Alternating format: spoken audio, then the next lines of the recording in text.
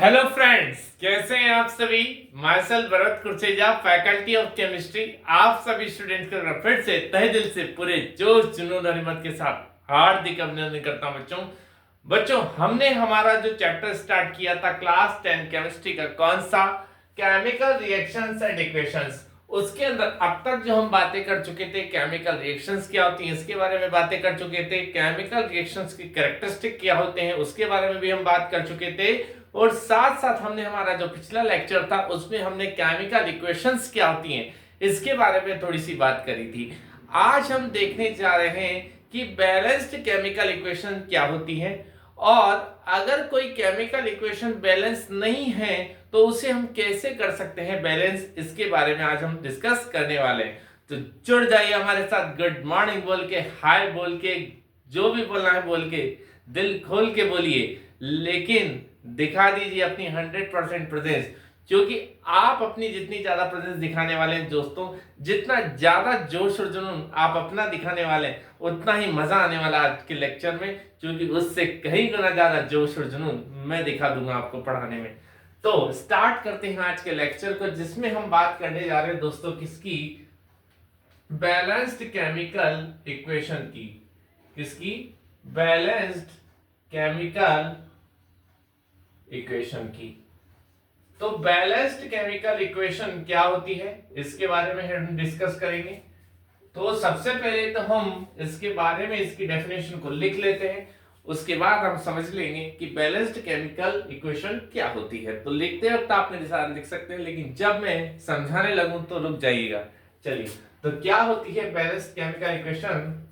A chemical equation, a chemical equation in which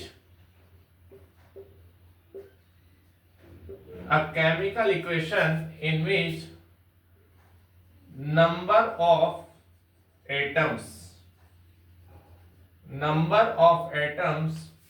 of each element on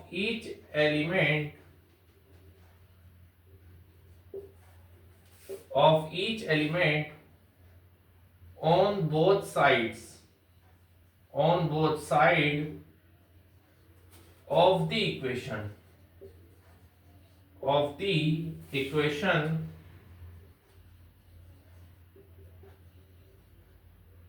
are equal is known as, is आएगा ना, it लिख दिया मैंने, is known as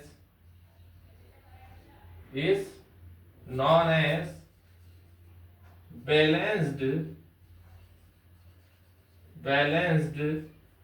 chemical equation.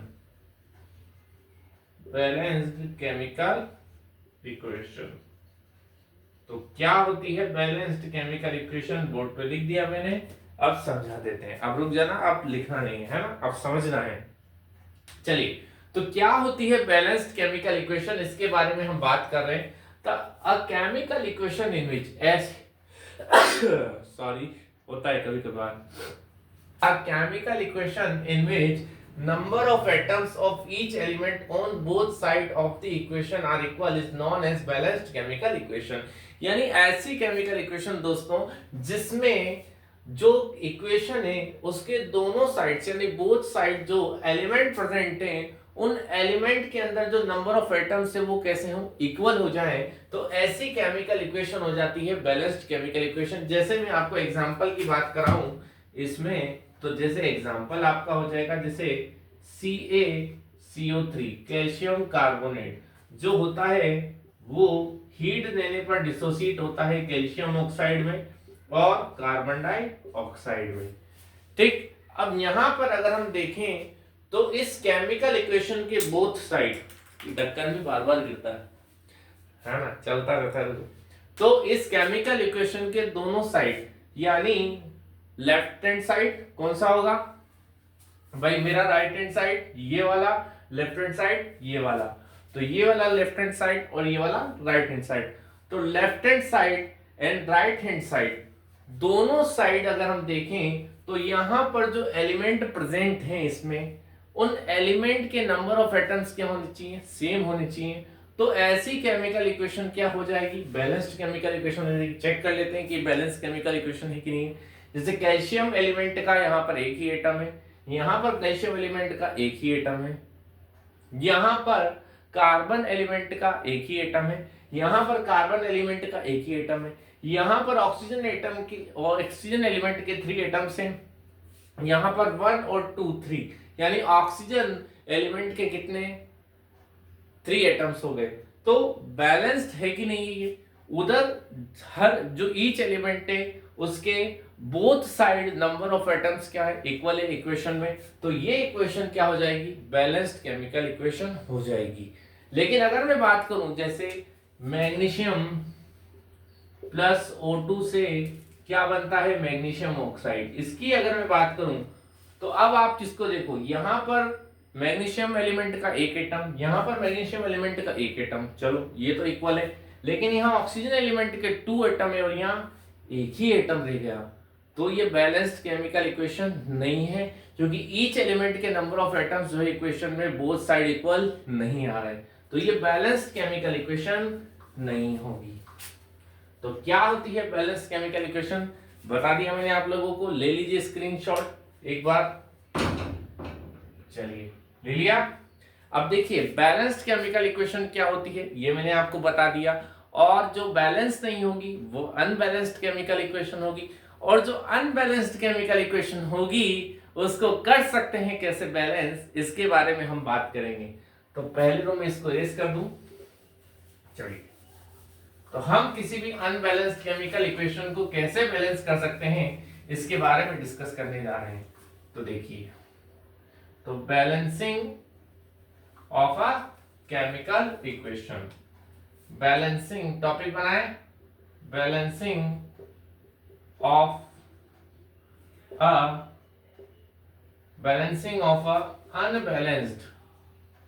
Unbalanced chemical equation, unbalanced chemical equation,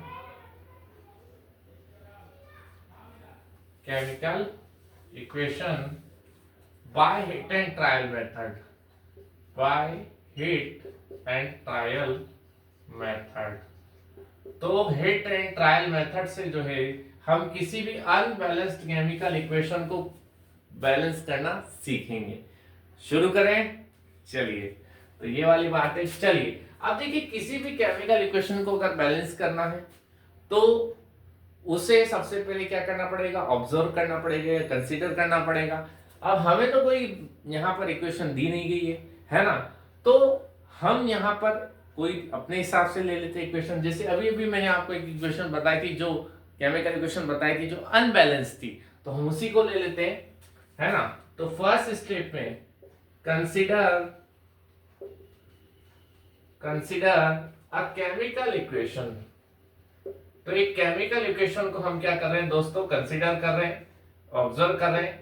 जैसे हमने कोई chemical equation ले ली, कौन सी, वही वाली जो अभी अभी लिखी थी, मैग्नीशियम प्लस O2 गैस जब रिएक्शन कर रहे हैं तो क्या बन रहा है, मैग्नीशियम ऑक्साइड बन रहा है।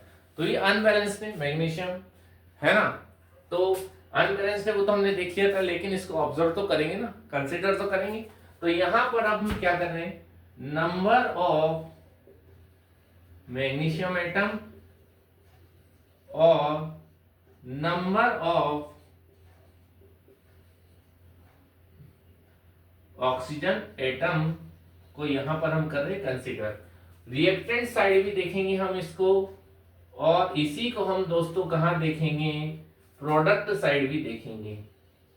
चलिए, तो अब देखें रिएक्टेंट साइड देखें, नंबर ऑफ मैग्नीशियम एटम कितने हैं, एक हैं।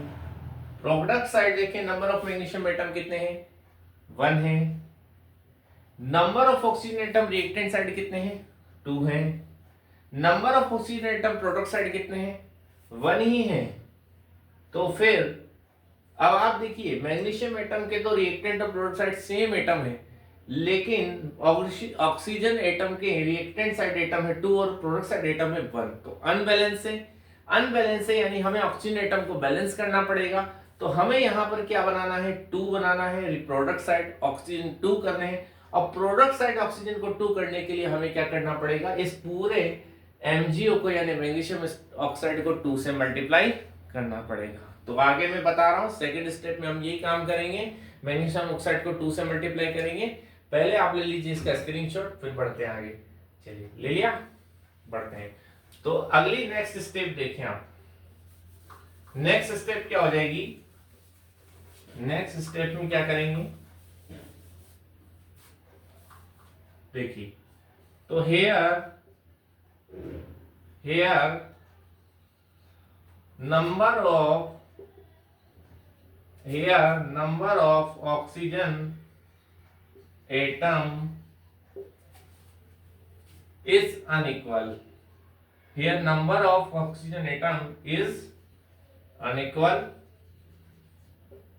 ठीक, to have, आप मेरे साथ लिख लें कोई दिक्कत नहीं है, लेकिन जब मैं समझाऊं तब रुक जाना।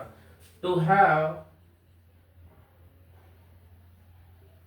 2 oxygen atom, to have 2 oxygen atom on RHS,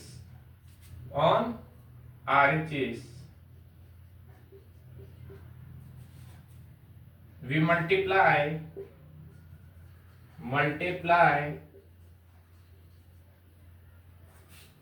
MgO by 2।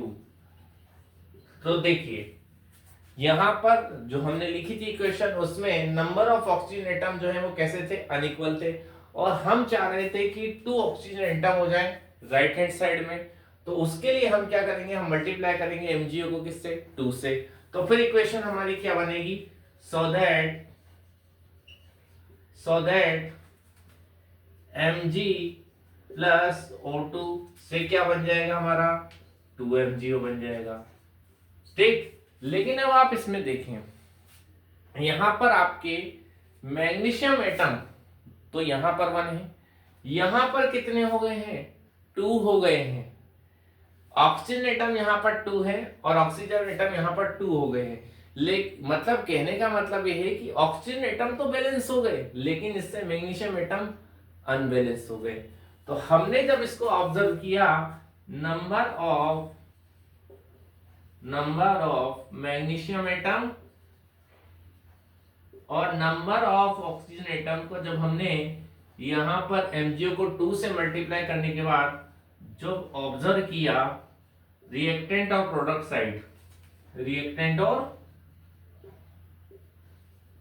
Side, तो हमें क्या देखने को मिला, देखिए यहां पर मैग्नीशियम एटम कहां कितने हैं, रिएक्टेंट साइड 1 है और प्रोडक्ट साइड कितने हो चुके हैं, 2 हो चुके हैं। रिएक्टेंट साइड ऑक्सीजन एटम कितने हैं, 2 हैं और प्रोडक्ट साइड पे कितने हो चुके हैं, 2 हो चुके हैं। तो देखिए यहां पर रिएक्टेंट साइड तो आपके और प्रोडक्ट साइड तो आपके ऑक्सीजन एटम बैलेंस हो गए, लेकिन रिएक्टेंट साइड मैग्नीशियम एटम 1 है और प्रोडक्ट साइड 2 है। तो अब हम क्या करेंगे, इसे 2 में कन्वर्ट करेंगे और इसे 2 में कन्वर्ट करने के लिए मैग्नीशियम एटम को रिएक्टेंट साइड हम Mg को किससे मल्टीप्लाई कर देंगे, 2 से कर देंगे। सिंपल सा कंसेप्ट है। तो अगले स्टेप में हम यही करने वाले हैं, लेकिन ले लीजिए पहले इसका आप स्क्रीनशॉट। चलिए तो ले लिया स्क्रीनशॉट, बढ़ते हैं आगे, है ना। चलिए तो थर्ड स्टेप में हम क्या करेंगे, पहले इसको इरेज करेंगे। थर्ड स्टेप में पहले इसको इरेज करेंगे, है ना। इरेज करेंगे तो थर्ड स्टेप करेंगे ना, जब इरेज ही नहीं करेंगे तो थर्ड स्टेप कहां से हो जाएगी, सही बात है ना। और क्या, तो देखिए यहां पर अगली थर्ड स्टेप क्या हो जाएगी, यहां पर दो number of oxygen atom,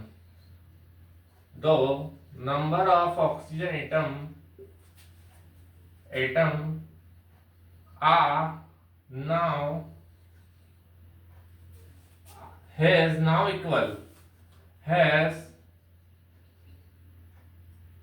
become equal, ऐसे लिख देते हैं, has become equal, the number of oxygen atom has become equal. तो यहाँ ऑक्सीजन एटम तो इक्वल हो चुके हैं, इक्वल बन चुके हैं, बट ये बट वाली कहानी बहुत अजीब लगती है। But number of magnesium atom has now unequal। भाई नंबर ऑफ ऑक्सीजन एटम तो आपके कैसे हो चुके हैं, इक्वल हो चुके हैं, लेकिन यहां पर मैग्नीशियम एटम जो है वो अब अनइक्वल हो चुके हैं, उनके एटम अनइक्वल हो चुके हैं। तो हमें क्या करना है, इक्वल करना है। To have two oxygen atom, two magnesium atom, sorry, to have two magnesium atom on LHS। तो लेफ्ट हैंड साइड हमें उस साइड पे टू मैग्नीशियम एटम करने। To have two magnesium atom on LHS, we multiply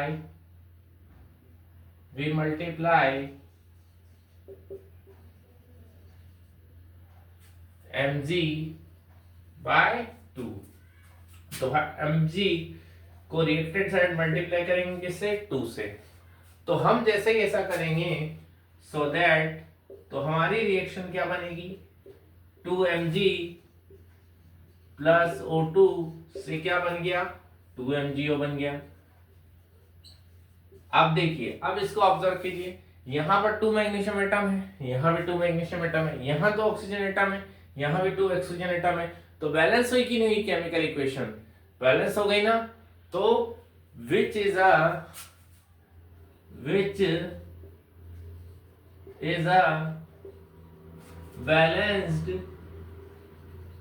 balanced chemical equation। तो ये क्या हो गई है दोस्तों, बैलेंस केमिकल इक्वेशन हो गई। तो इस तरीके से किसी भी केमिकल इक्वेशन को क्या किया जाता है, अनबैलेंस्ड है अगर वो तो बैलेंस किया जाता है। तो आज पहले इसका ले लीजिए आप स्क्रीनशॉट, ले लिया। चलिए, तो आज हमने बात करी दोस्तों कि बैलेंस्ड केमिकल इक्वेशंस क्या होती हैं और जो अनबैलेंस्ड केमिकल इक्वेशन होती हैं उनको हम कैसे कर सकते हैं balance hit and trial method के थ्रू।